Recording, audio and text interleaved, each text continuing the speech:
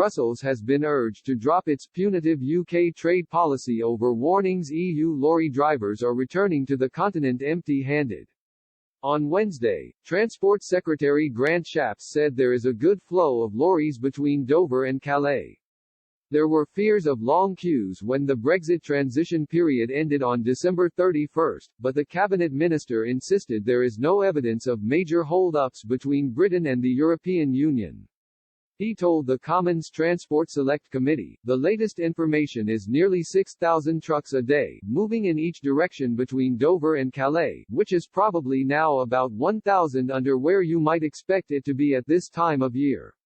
It's somewhat difficult to be definitive in terms of what we'd expect, simply for the fact that there was a lot of stockpiling going on because there was a lot of concern about disruption, which hasn't materialized. He said there is a good flow of lorries, with live footage of the entrance to Eurotunnel's Folkestone port showing there are no great queues and there is no evidence that traffic is not flowing. Mr. Shapps added that the problems with transporting goods in shipping containers are a worldwide issue.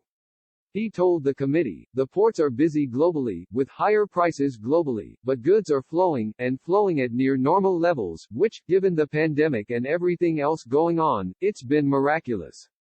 The Port of Dover has also shared its final numbers for freight vehicles in January with a Brexit briefing.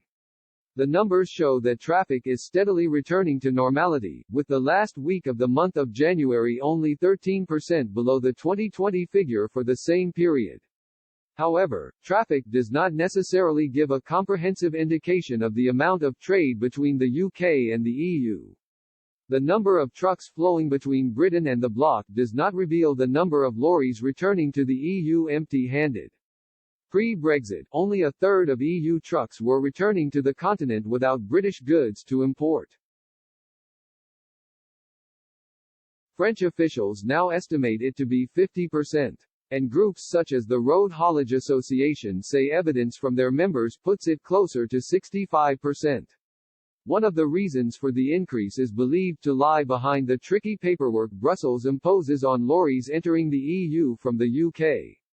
Commenting on the shocking figures, former Brexit Party MEP Alexandra Phillips told Express.co.uk the bloc's reluctance to reciprocate the 6 months grace period Britain generously awarded EU businesses entering the country is a deliberately punitive mercantilist approach. She blasted, governments don't trade. Businesses do. But unless governments work hand in glove with businesses, things soon start to go wrong.